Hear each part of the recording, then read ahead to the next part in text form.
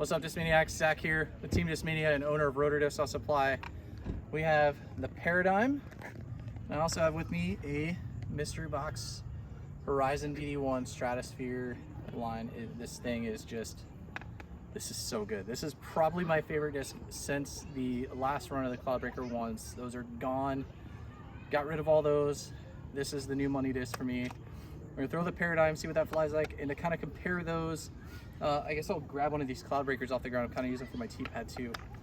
So I have a beat up Enigma, and then I also got a fresh Enigma, that out the LZ stamp from our first tournament last year out here at the LZ.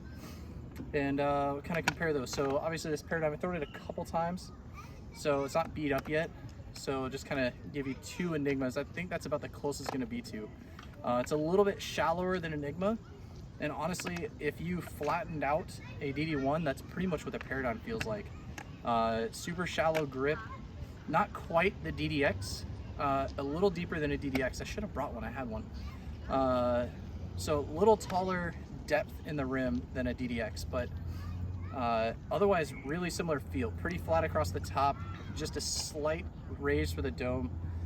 Obviously the neoplastic feels great. And the Enigma is just a little bit wider on the rim, even though I think they're both a 12 speed. But I think because this is a little shallower in depth, you can get your hand on it better. Same with the Stratosphere. This is an 11 speed, and honestly the rim width feels really close. So I think they just kind of rounded this one up to a 12 and rounded this one down to an 11. But they feel the same. The dome on this is just absolutely incredible. It goes so far. Nice smooth turn, nice listing drift left fade with the forward push. So we're gonna send both these out here. We got the target backed up. We're at it's about we'll call it 430. I ranged it from a little bit to the side and it was like 445. We scooted it up a little bit. So we're gonna send these out. I'm gonna try and just throw them on the flight required to get to the basket and let you see what they fly like. So we'll start with the Paradigm.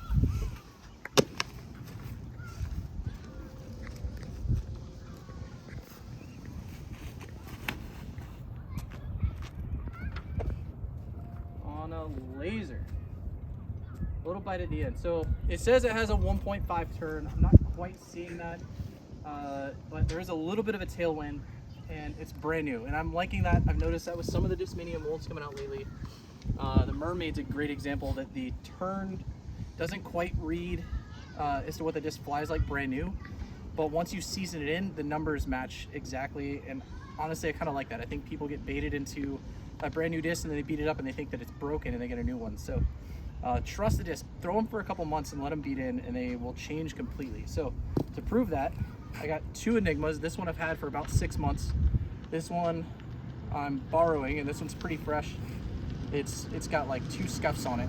So I'll throw the beat up one and then the stable freshie.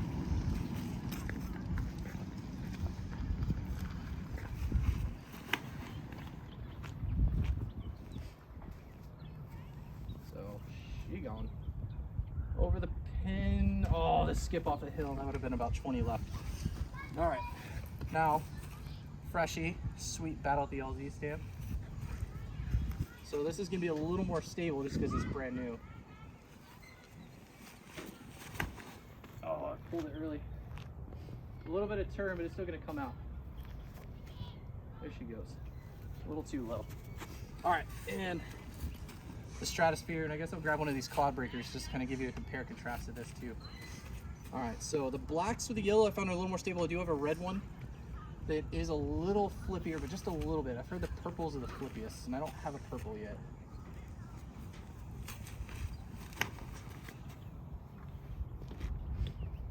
Drifting turn.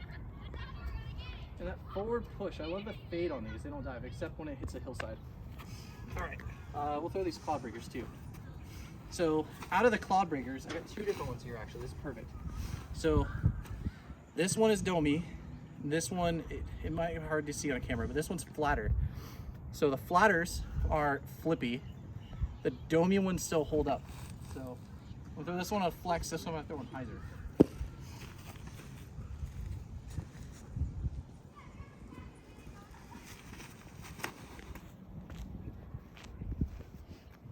Out of it. Oh, it's holding for so long. Well, it went far enough. All right. Watch the turn that this one gets, just because it's flat.